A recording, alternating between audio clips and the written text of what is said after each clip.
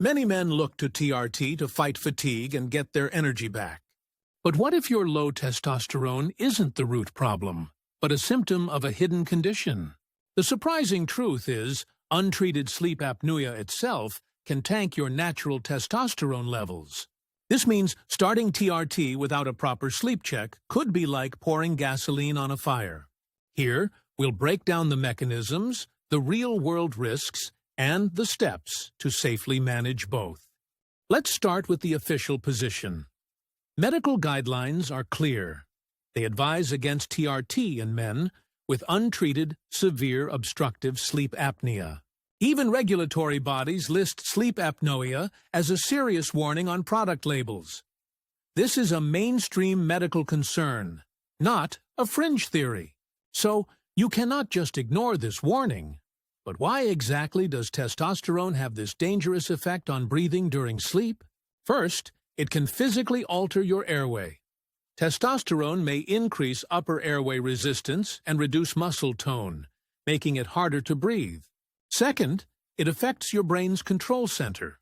TRT can interfere with the central respiratory signals that keep you breathing steadily all night. Third, it can cause fluid retention.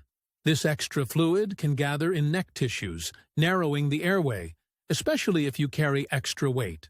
These mechanisms have real consequences, and one of the most serious is a condition called polycythemia.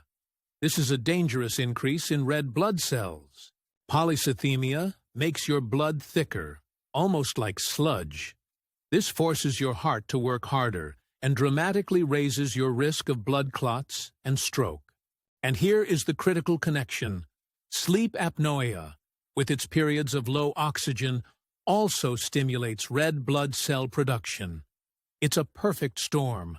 Research confirms that for men who develop both issues on TRT, a high body mass index is the strongest predictor. Weight is a major factor here. So we have airway collapse, disrupted brain signals, and thickened blood. The risks are clear. How do we move forward safely? It starts with detection. The number one rule, screening for sleep apnea, must happen before. The first dose of testosterone, especially for men with a higher BMI or large neck size. Doctors use specific tools to assess this risk, like the Stop-Bang questionnaire. But what happens if you're flagged as high risk? What's the next step? Stop-Bang checks for snoring, tiredness, observed apnea, high blood pressure, BMI, age, neck size, and gender. Several yes answers are a red flag. If you are flagged, the answer isn't to give up on TRT. It's to get a formal sleep assessment, like an overnight polysomnography, for a definitive diagnosis. Now, for some nuance, this reaction doesn't happen to everyone. Many men are on TRT with no worsening of sleep apnea. Individual responses vary greatly. Dosage also appears to play a key role. Some studies suggest short-term, high doses are the main culprits, while long-term, lower doses might even help.